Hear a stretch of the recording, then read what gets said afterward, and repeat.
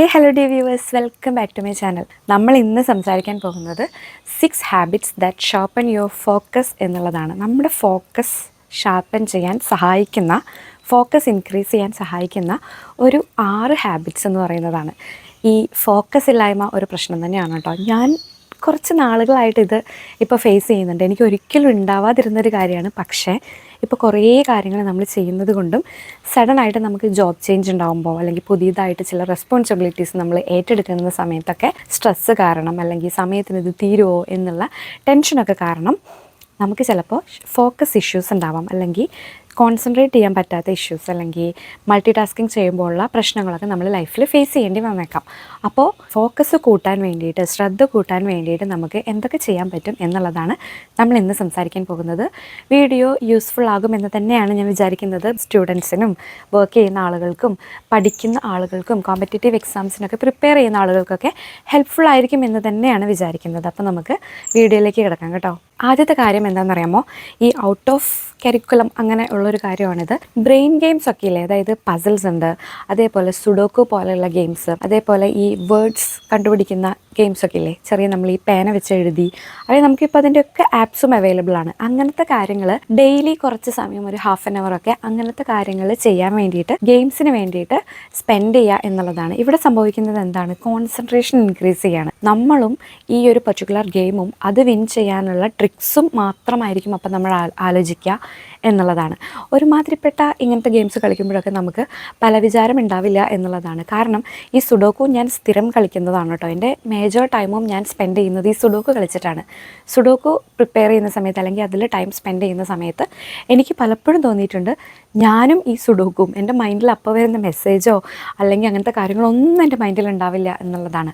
ഈ സുഡോക്കു പോലും ഞാൻ കളിച്ച് തുടങ്ങിയത്, അല്ലെങ്കിൽ അത് ചെയ്ത് തുടങ്ങിയത് ഇതേപോലെ ഒരു പർട്ടിക്കുലർ മൊമെൻറ്റിൽ എനിക്ക് കാര്യങ്ങൾ മെമ്മറൈസ് ചെയ്യാൻ പറ്റാത്ത സിറ്റുവേഷൻ, ഫോക്കസ് ചെയ്യാൻ പറ്റാത്ത സിറ്റുവേഷൻ വന്നപ്പോൾ എൻ്റെ ഒരു സീനിയർ എനിക്ക് സജസ്റ്റ് ചെയ്തതാണ്, നിനക്ക് സുഡോക്കു ട്രൈ ചെയ്യാമല്ലോ, അതൊന്ന് കളിച്ച് നോക്കുക എന്നുള്ളത്. അപ്പോൾ നമ്മൾ പണ്ട് പേപ്പറിലൊക്കെ വെട്ടി ചെയ്തിട്ടുള്ളൊരു ശീലമുള്ളത് കൊണ്ട് അതൊന്ന് ട്രൈ ചെയ്തു, അത് സക്സസ് ആയിരുന്നു എന്നുള്ളതാണ്. അപ്പോൾ നിങ്ങൾക്ക് ഈ പറയുന്ന പോലെ ഫോക്കസ് ഇഷ്യൂസ് ഉണ്ടെങ്കിൽ, കോൺസെൻട്രേറ്റ് ചെയ്യാൻ പറ്റാത്ത ഇഷ്യൂസ് ഉണ്ടെങ്കിൽ ഉറപ്പായിട്ടും ട്രൈ ചെയ്യാൻ പറ്റുന്ന കാര്യങ്ങളാണ് പസിൽസും വേർഡ് ഗെയിംസും സുഡോക്കും ഒക്കെ ട്രൈ ചെയ്യുക എന്നുള്ളത്. രണ്ടാമത് നമുക്ക് ഈ ഫോക്കസ് ഇൻക്രീസ് ചെയ്യാൻ വേണ്ടിയിട്ട് ചെയ്യാൻ പറ്റുന്നൊരു കാര്യം എന്ന് പറയുന്നതാണ് സ്ക്രീൻ ബ്രേക്സ് എടുക്കുക എന്നുള്ളത്. നമ്മൾ ഈ ഫോൺ അധികം യൂസ് ചെയ്യുന്ന സമയത്ത്, മൈൻഡ്ലെസ് ആയിട്ടുള്ള സ്ക്രോളിംഗ് നടക്കുന്ന സമയത്ത്, ഒരേ സമയം ഒരുപാട് ആപ്സ് അല്ലെങ്കിൽ സോഷ്യൽ മീഡിയ ഒക്കെ യൂസ് ചെയ്യുന്ന സമയത്ത് നമ്മളിലേക്ക് എത്തിക്കേണ്ടാത്ത കാര്യങ്ങൾ പോലും കാണുന്നത്, കേൾക്കുന്നത്, ഇതുമൂലമൊക്കെ അതിനെപ്പറ്റി കൂടി ചിന്തിക്കുമ്പോൾ നമ്മുടെ ഫോക്കസ് പോകും.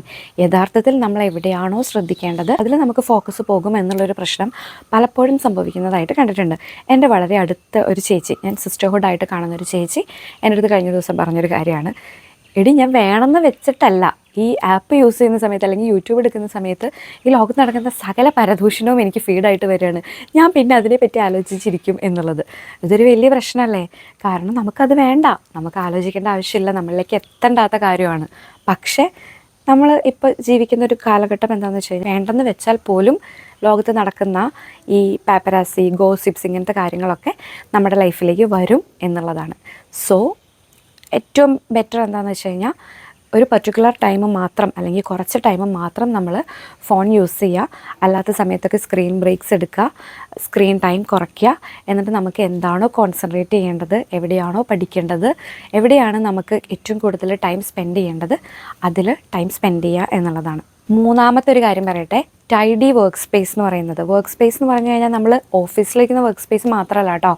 നമ്മൾ ഓഫീസിലെ വർക്ക് സ്പേസ് ഇൻക്ലൂഡാണ് നമ്മൾ വീട്ടിൽ വർക്ക് ചെയ്യുന്ന ടൈം, അല്ലെങ്കിൽ നമ്മൾ ഇൻവോൾവ് ആയിട്ടിരിക്കുന്ന, നമ്മൾ ഏറ്റവും കൂടുതൽ ടൈം സ്പെൻഡ് ചെയ്യുന്ന സ്ഥലങ്ങൾ ഏതൊക്കെയാണ്, ഈ സ്ഥലങ്ങളെല്ലാം നീറ്റ് ആൻഡ് ടൈഡി ആക്കി വെക്കാൻ ശ്രദ്ധിക്കുക എന്നുള്ളതാണ്. നമ്മളായിരിക്കുന്ന സ്ഥലം, അതായത് നമ്മൾ വർക്ക് ചെയ്യുന്ന സ്ഥലം, നമ്മൾ പഠിക്കുന്ന സ്ഥലം, വീട്ടിൽ ഇൻവോൾവ് ആയിരിക്കുന്ന സമയം, ഏറ്റവും കൂടുതൽ ടൈം സ്പെൻഡ് ചെയ്യുന്ന സമയം, സ്ഥലം, ഇതൊക്കെ അങ്ങേയറ്റം വൃത്തിയായിട്ടിരിക്കാനും ഡിസ്ട്രാക്ഷൻസ് ഉണ്ടാവുന്ന സാധനങ്ങളൊക്കെ ഏറ്റവും കൂടുതൽ ടൈം സ്പെൻഡ് ചെയ്യുന്ന സ്ഥലത്ത് നിന്ന് മാറ്റി വയ്ക്കാനും ശ്രദ്ധിക്കുക എന്നുള്ളതാണ്. ഓഫീസിൽ ഈ പറയുന്ന പോലെയാണ് കേട്ടോ. നമ്മൾ ഒരു പരിധി വരെ ഈ ഫോൺ നമ്മുടെ കയ്യിൽ എപ്പോഴും ഉള്ളതുകൊണ്ടേ, നമുക്ക് എപ്പോഴും ഫോൺ ഉപയോഗിക്കാം എന്നുള്ള ഒരു പ്രിവിലേജ് ഉള്ളത് കൊണ്ട് പോലും നമ്മളെപ്പോഴും ഈ സോഷ്യൽ മീഡിയ, ഇൻസ്റ്റഗ്രാം, റീൽസ്, ഇങ്ങനത്തെ കാര്യങ്ങളിലൊക്കെ ടൈം ഇടയ്ക്കിടയ്ക്ക് ബ്രേക്ക് എടുക്കും. ശരിക്കും പറഞ്ഞു കഴിഞ്ഞാൽ അത് കുറച്ചുകൊണ്ട് വരിക എന്നുള്ളതാണ് ഇപ്പം ഞാൻ ട്രൈ ചെയ്യുന്ന ഒരു കാര്യം എന്ന് പറയുന്നത്. അൺവാണ്ടഡ് ആയിട്ടുള്ള സോഷ്യൽ മീഡിയ യൂസേജ് കുറയ്ക്കാൻ ആ ഒരു എഫേർട്ടാണ് ഞാനിപ്പോൾ എടുക്കുന്നത്. പണ്ടൊക്കെ എനിക്ക് ഓർമ്മയുണ്ട്, സാറ്റർഡേയ്സ് വരുന്ന സമയത്ത് അമ്മ ഞങ്ങൾക്കൊരു ടാസ്ക് തരുമായിരുന്നു, എനിക്കും എൻ്റെ സിസ്റ്ററിനും. രാവിലെ ഇത്ര ടൈമിൻ്റെ ഉള്ളിൽ പഠിക്കാനിരിക്കുന്ന സ്ഥലം വൃത്തിയാക്കുക, അതേപോലെ തന്നെ വീക്കെൻഡിൽ ബാഗ് വൃത്തിയാക്കുക എന്നുള്ളത്. ബാഗ് വൃത്തിയാക്കുക ഇൻ ദ സെൻസ് സ്കൂൾ ബാഗിൽ ഈ പെൻസിൽ ഷാർപ്പൻ ചെയ്തതും വേസ്റ്റും പേപ്പർ വേസ്റ്റും ആവശ്യമില്ലാത്ത പേനയുടെ ടോപ്പ്, ആവശ്യമില്ലാത്ത സാധനങ്ങൾ, ഒരുപാട് സാധനങ്ങളുണ്ടാവും. അപ്പം ഇത് മുഴുവൻ ഈ വൃത്തിയാക്കാതെ കണ്ടിന്യൂ ചെയ്ത് പോവുകയാണെങ്കിൽ, അല്ലെങ്കിൽ പഠിക്കുന്ന സ്ഥലം അൺവാണ്ടഡ് ആയിട്ടുള്ള ഒരുപാട് വേസ്റ്റും പേപ്പർ വേസ്റ്റും ഒക്കെ കൊണ്ട് അക്യുമുലേറ്റ് ചെയ്തിരിക്കുവാണെങ്കിൽ നമുക്ക് പഠിക്കാനൊരു ഫ്രഷ്നെസ് തോന്നില്ല. പക്ഷേ എനിക്ക് ഓർമ്മയുണ്ട്, എല്ലാ സാറ്റർഡേയ്സും ഒരു 10 o'clock ആവുന്ന സമയത്ത് അമ്മ ഈ ടാസ്ക് തരും, പഠിക്കുന്ന സ്ഥലം, ടേബിള്, അതേപോലെ ബാഗ്, ഇതൊക്കെ വൃത്തിയാക്കുക എന്നുള്ളത്. അത് ഈ ഒരു പ്രിൻസിപ്പിളാണ് കേട്ടോ. നമ്മുടെ ഫോക്കസ് ഇൻക്രീസ് ചെയ്യാനും നമുക്ക് പഠിക്കാനുള്ളൊരു തോന്നലുണ്ടാക്കാനും ഫ്രഷ്നെസ് ഇൻക്രീസ് ചെയ്യാനൊക്കെ വേണ്ടിയിട്ടുള്ളതായിരുന്നു അത്. അപ്പം നമുക്കത് ഇപ്പോഴും ട്രൈ ചെയ്യാവുന്നതാണ്. നമ്മളായിരിക്കുന്ന ഓഫീസ്, നമ്മുടെ വീട്, നമ്മുടെ പരിസരം, അല്ലെങ്കിൽ നമ്മൾ യൂസ് ചെയ്യുന്ന ബാഗ്, ഈവൻ നമ്മുടെ ഫോൺ, ഇതൊക്കെ ഡീക്ലട്ടർ ചെയ്യുക ടൈമിൽ, എന്നിട്ട് നന്നായിട്ട് വൃത്തിയാക്കിയിട്ട് നീറ്റായിട്ട് സൂക്ഷിക്കുക എന്നുള്ളതാണ്. നാലാമത്തെ ഒരു കാര്യം എന്താണെന്നറിയാമോ? Sunlight and time in nature എന്ന് പറയുന്നത്. ഇപ്പോൾ ഞാൻ ഇവിടെ വന്ന് നിൽക്കുമ്പോൾ എനിക്ക് ഭയങ്കര സന്തോഷമുള്ള കാര്യം എന്താണെന്ന് വെച്ച് കഴിഞ്ഞാൽ, എനിക്ക് സൺലൈറ്റ് ആവശ്യത്തിന് കിട്ടുന്നുണ്ട്. പിന്നെ എനിക്ക് ഇഷ്ടമുള്ളപ്പോഴൊക്കെ എനിക്ക് ഈ നേച്ചറിലേക്ക് പോകാനും അല്ലെങ്കിൽ അവിടെ സ്പെൻഡ് ചെയ്യാനൊക്കെ പറ്റുന്നുണ്ട് എന്നുള്ളതാണ്. അതിൻ്റെ ഒരു ഫ്രഷ്നെസ്സും സന്തോഷമൊക്കെ എനിക്ക് എന്തായാലും ഇപ്പോൾ ഉണ്ട്. ഉറപ്പായിട്ട് എൻ്റെ വൈറ്റമിൻ ഡിയിൽ സം ചേഞ്ചസ് വന്നിട്ടുണ്ടാവും എന്നുള്ളതാണ്. സോ നമ്മൾ ഏതൊരു സ്ഥലത്താണെങ്കിലും അവിടുത്തെ ഒരു ടൈപ്പ് ഓഫ് നേച്ചർ ഉണ്ടായിരിക്കുമല്ലോ, അല്ലെങ്കിൽ എന്തായാലും അവിടെ കുറച്ച് സൺലൈറ്റ് എപ്പോഴെങ്കിലും കിട്ടാതിരിക്കില്ലല്ലോ. സോ അതൊക്കെ യൂട്ടിലൈസ് ചെയ്യുക എന്നുള്ളതാണ്. നമ്മൾ ഈ വീടിൻ്റെ ഉള്ളിൽ തന്നെ അടച്ചിരുന്ന് ഈ വെക്കേഷൻ വരുന്ന സമയത്ത്, ഹോളിഡേയ്സ് വരുന്ന സമയത്ത്, വീക്കെൻഡിലൊക്കെ കണ്ടുമാനം കിടന്ന് ഉറങ്ങിയിട്ട് അത്യാവശ്യം എല്ലാ സമയവും പ്രൊഡക്റ്റീവായിട്ട് യൂസ് ചെയ്യേണ്ട സമയം, അല്ലെങ്കിൽ നമ്മളിൽ ഇൻവെസ്റ്റ് ചെയ്യേണ്ട സമയം പോലും നമ്മൾ വീട്ടിൽ പുതച്ച് മൂടി റീലൊക്കെ സ്ക്രോൾ ചെയ്ത് ഇങ്ങനെ ഇരുട്ടത്ത് അല്ലെങ്കിൽ വീട്ടിലെ ലൈറ്റിൽ കിടന്നുറങ്ങിയിട്ട് നമ്മൾ നമ്മുടെ ആരോഗ്യം തന്നെയാണ് കളയുന്നത്. അല്ലെങ്കിൽ ഫോക്കസ് ചെയ്യാനും ഫ്രഷ് ആവാനും ഒക്കെ കിട്ടുന്ന സിറ്റുവേഷൻസ് നമ്മൾ യൂട്ടിലൈസ് ചെയ്യുന്നില്ല എന്നുള്ളതാണ്. പകരം ഒരു പർട്ടിക്കുലർ ടൈം ചൂസ് ചെയ്യുക. സൺലൈറ്റൊക്കെ നമുക്ക് കൊള്ളേണ്ട ഒരു ടൈം തന്നെ ഉണ്ട് കേട്ടോ, ഏർലി മോർണിംഗ്, അല്ലെങ്കിൽ ഒരു 8 മണിക്കൊക്കെ മുന്നേ, 7 മണിക്കൊക്കെ മുന്നേ.